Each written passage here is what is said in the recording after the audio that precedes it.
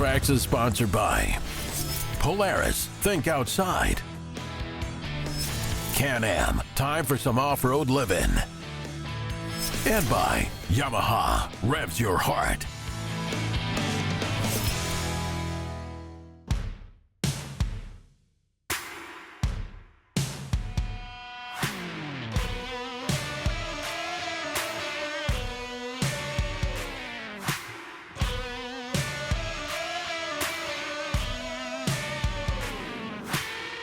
So as most of you who watch Dirt Tracks know, I have tested a lot of different RMAX models. 2-seaters, 4-seaters. I've tested from the base model, the XTR, the limited American version, the sport model, the newest sport model. I've spent days and days in the desert on RMAXs. I have a really good handle on why I like the RMAX and why it appeals to me and the features that it has that really work for the type of riding that I do.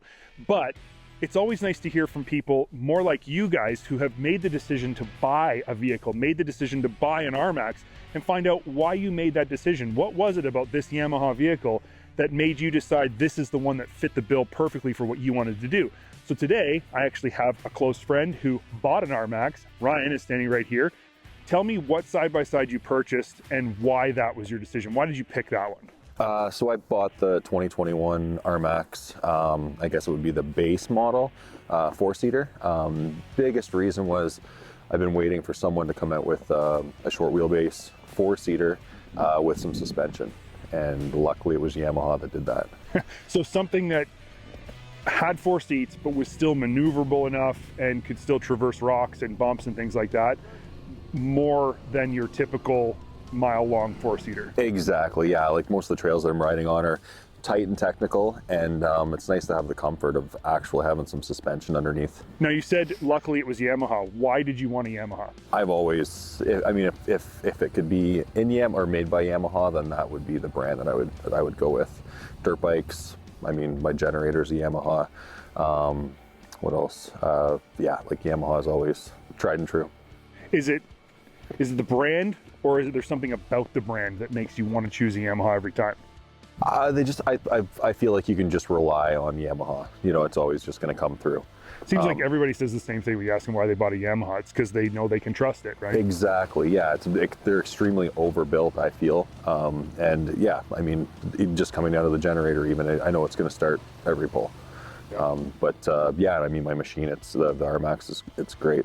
Did you just say you have a pull start generator? Yes, I do. They have electric start generators now too, you know? I'm not that fancy. So you had a very specific set of requirements when you're buying your RMAX, and we've talked about this before, but let's talk about it again.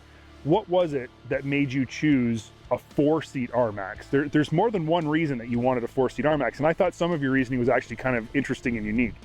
Yeah, so I mean, number one was I have an 11 and 8-year-old, and to be able to take them out with me if they want to go for a ride and not ride their 4-wheelers.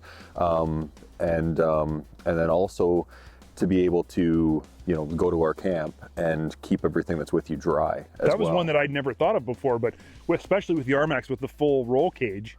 It's great. When you cover it, even if you're not putting people in the back, all of your stuff is covered. I thought that was really unique. I'd never thought about that before, and I think about this stuff a lot. Yeah, no, it's great. Everything is warm and dry, and you know, you don't have to wrap anything in plastic, and the trails we're going on, you're flinging mud everywhere, so it ends up on everything. That was really smart.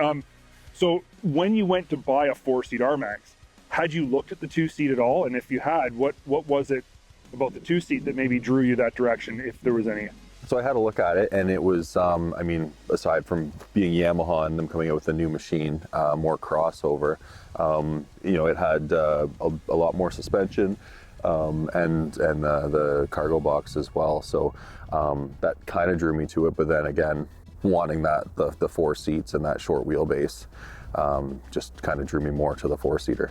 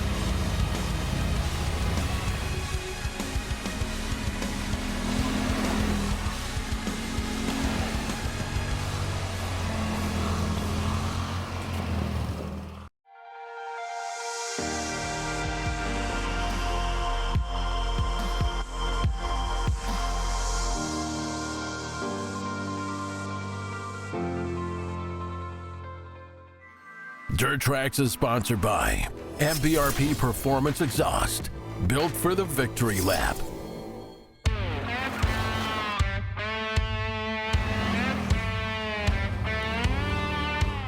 Okay, so today we had the opportunity to take out two brand new RMAXs. These are 2023s.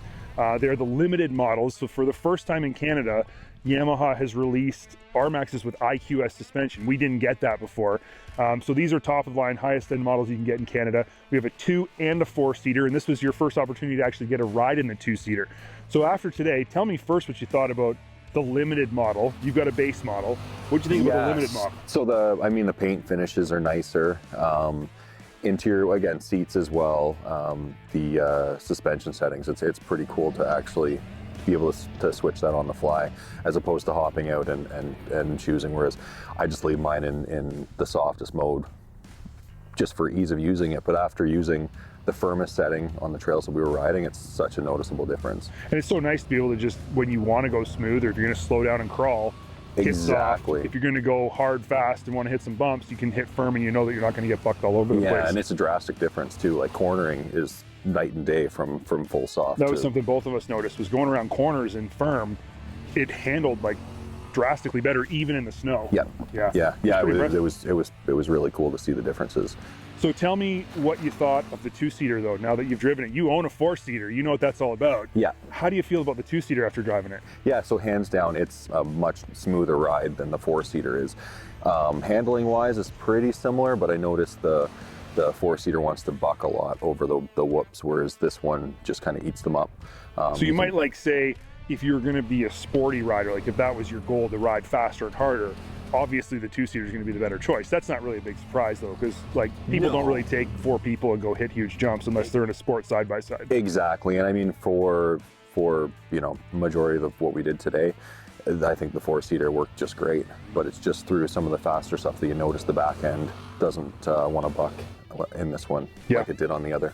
I noticed exactly the same thing. I thought I was pretty impressed with how the 2-seater was different than the 4-seater, but also after you realize that there's 3 inches less travel in the back of this thing and you can haul your family, it's still pretty impressive that it can do what it can do, especially some of those rock ledges we crawled up and like some of the gnarly stuff we were doing today. Yeah, it's such a capable machine, and it's honestly, it's such a smooth ride as well. It's just to see the difference, that the extra 3 inches is very noticeable. Yeah. And so what type of riding do you do with your RMAX? Majority of it is slow technical trails, like really a lot of rock and water, not much mud. Run down the road to get to the trails that we're headed on, and then you're probably average of like 15 kilometers an hour. So high speed ride quality and handling aren't really that important to you? No, they're not.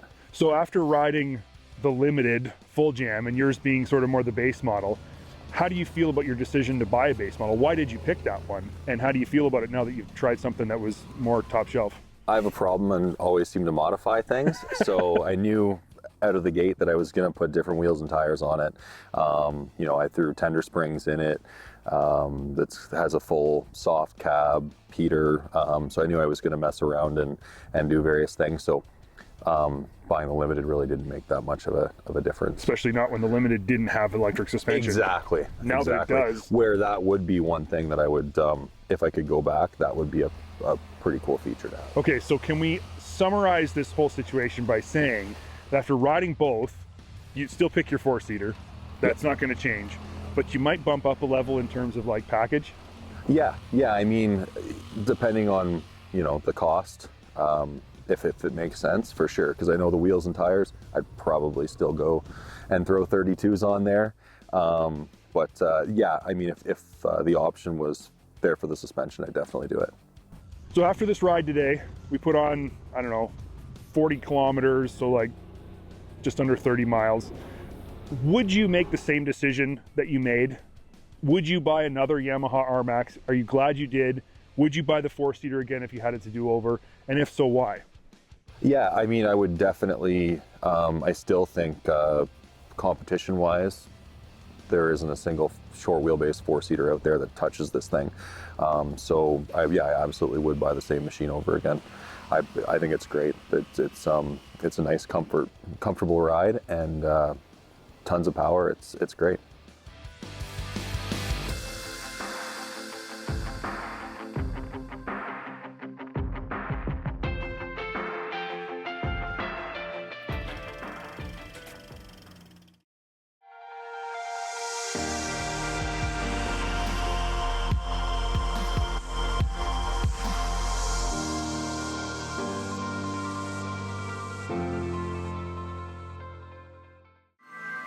Trail Tech is sponsored by Princess Auto. Make it work. You know, it's been a while since I've installed a track kit. Heck, I've barely even ridden one in the past 12 months because there's been shortage of supply of them. But right now I've got a brand new Kimpex Commander WS4 kit, and we're going to put that on our brand new Polaris Sportsman 1000 XP. Right up front, let's outline the Commander WS4 kit. This ain't your normal winter-only track kit. The WS4 is built specifically to be a 4-season track kit. So should you want 4 seasons of use, it's built to be durable enough to handle it and not require the snow to keep the slide rails from burning off like most kits. While I don't typically want to keep my tracks on during the summer months, I am a big fan of not having to wait until there is enough snow on the ground to get them installed or risk destroying the kit. Likewise, with the WS4 from Kimpex, I can leave these tracks on till the spring and not have to worry that I'm damaging something. And both of these benefits truly set the WS4 apart from almost all of its competition. This kit is very durable. Now, some of that durability is thanks to this 2.5-inch steel tube frame construction. Also, the 15-inch all-season drive sprocket, and then remember that this has bogey wheel construction, which means you're not going to burn off slide rails. There's also a very cool design cue on the WS4 kit where the front steering tracks have a very oblong shape. Many times we're accustomed to a flat lower track profile, but the WS4 bumps out the lower track to reduce steering effort and reduce wear and tear on your ATV's steering components. Only 2 sets of the idler wheels are actually pushing the track onto the ground, and this reduces the amount of effort needed to steer the track whether you have power steering or not. Now, I know I've been talking about the 4-season capability of this track kit and the reduced ground pressure, but don't let this for a second lead you to believe that this track kit isn't a true beast in the snow, because it absolutely is. With 11.5-inch wide tracks up front and 13-inch tracks width in the rear, these have the size to create the flotation that you need in the winter. 1-inch lugs on the front tracks and 1.25-inch lugs on the rears will grab at every flake of snow and propel you forwards even in the most gnarly of winter terrain. So because we're going from a larger 27-inch wheel and tire package down to a 15-inch drive lug on this rear track, and you have huge 97-inch long front tracks and massive 100-inch long rear tracks, there's always going to be a gearing reduction. That's just fact. And for the WS4 kit, it's a 35% reduction in speed. However, that's a very acceptable number in the track kit world, and remember, you should at almost all times run your track kit in low range due to the increased load that you're putting on the engine and the drive line due to the massively increased traction and the increased weight on all 4 corners. Roughly 72 pounds per front track and 75 pounds per rear track, or about 3 times more than your stock wheel and tire package. When it comes to track kits, top speed is really never a concern. The capabilities of the track kit, as well as the extra ground clearance that you get, now those are the things you're looking for.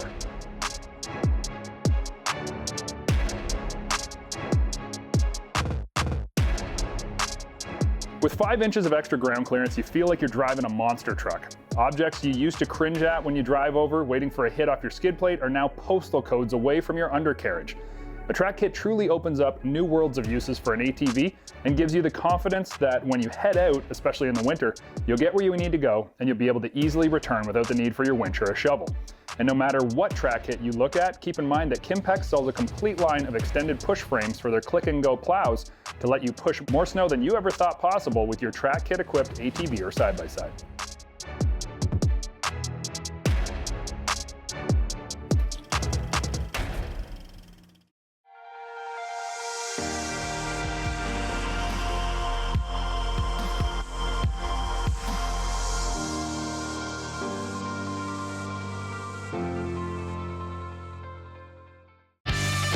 Dirt Trax has been sponsored by Hercules Tire.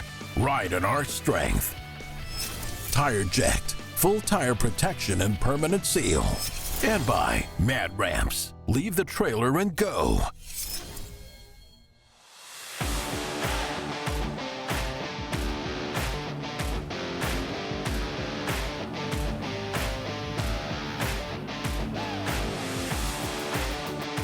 You know, it's been a while since I've tested a true mud running ATV or side-by-side. In fact, it was 4 years ago this time that I took the Sport Maverick XMR out in the ice and mud, and wouldn't you know it, we're back here again. But today's rig isn't a two-seater. Nope, this is the cream of the crop mud running ATV that might just be the best pure mud specific ATV ever built. And built it is. This is the 2023 Renegade XMR 1000, and it's here to make a statement in a class that gets a lot of attention, but really doesn't have a whole lot of new players in the last few years. So here's my question. Does this bad boy 1K Rennie XMR sit at the top of the pit as the best of the best? Well, stick with me and you're gonna find out. Competition in this category isn't really all that big in number, but it is pretty big in fight. You've got the High Lifter from Polaris, and then you've got the Mud Pro from Arctic Cat, and obviously the sibling to this vehicle, the Outlander XMR. So let's start with the obvious, the power under the seat. The 1K Rotax, in my opinion, is the most potent 1K power plant in an ATV. There, I've said it. I mean, Rotax knows so much about how to make power and make it clean.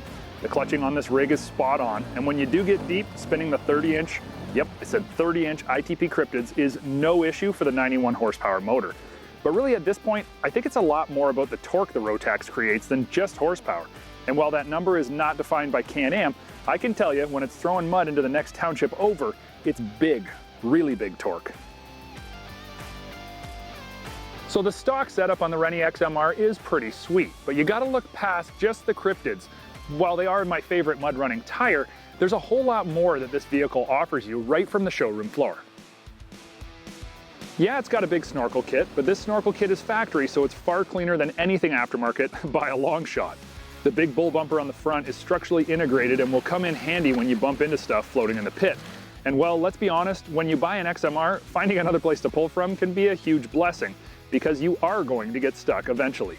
Add to that the fact that this rig comes standard with a 3,500 pound winch, and you've got the power to pull you or your dirty friends out of just about anything you can and will find yourself in. So what really is the big difference between the High Lifter, the Mud Pro, and the Renegade? To me, it's all about bodywork and sightlines. I mean, look at this bodywork. Yeah, you're gonna get dirtier, but if that's your complaint, then you better go ask mama for a wet nap. You're buying an XMR. You're getting dirty, bro. Sure, I could say that I think the geometry or the suspension or the ergonomics are the difference, but to me, it's all about seeing those front tires, having a sleek and cut fender and knowing precisely where I'm placing my cryptids when she gets deep. It's all about seeing all that mud swirling and watching the loam go off like a Roman candle launching 30 feet plus into the air, and then coming to rest seconds after I let off the trigger. I mean, there's just something that takes me back to when I was a kid. This is playing in the mud. This is walking in the front door covered in dirt. This is what mud running is all about. But this time, no one's gonna tell you to go outside with your dirty boots. Nope, this XMR will beg you to get dirtier. Go 10 feet further and try the pit no one else has made it out of.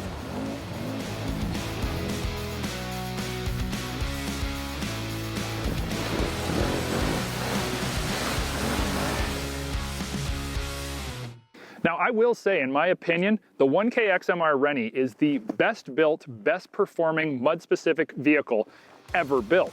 But at the same time I'm gonna say that, I'll tell you, it's not just a one-trick pony. Coming from the factory with Fox 1.5-inch body, QS3 podiums all the way around, you can actually have a really good ride out on the trail. Whether it's an all-day, no-mud ride or just a trek out to the local pit, I really enjoy the ride quality of this Renegade and the ability to go from a stiff compression setting to soft with the easy-to-adjust QS3s. The cryptid was designed by ITP to not just be the brutal mud-slaying beast that it is, but also to deliver on trail versatility. Don't read me wrong, this ain't no all-terrain tire, but you can enjoy a good trail ride without feeling like you're riding on washboard because of mud lugs. And when it comes to the actual ergonomics and seating position of the Renegade, well, it's many of our first pick here at Dirt Trax for sporty four-wheel drive riding. It fits like a glove and it goes where you point it. And you know, I think that's what makes the Renegade XMR 1000 the best built mud-specific ATV on the market in my opinion. It'll slay the longest pits, run the deepest mud, but it's still wanting to go out and have a sporty and fun ride. And to me, you could call it Swiss Army, but Can-Am calls it XMR.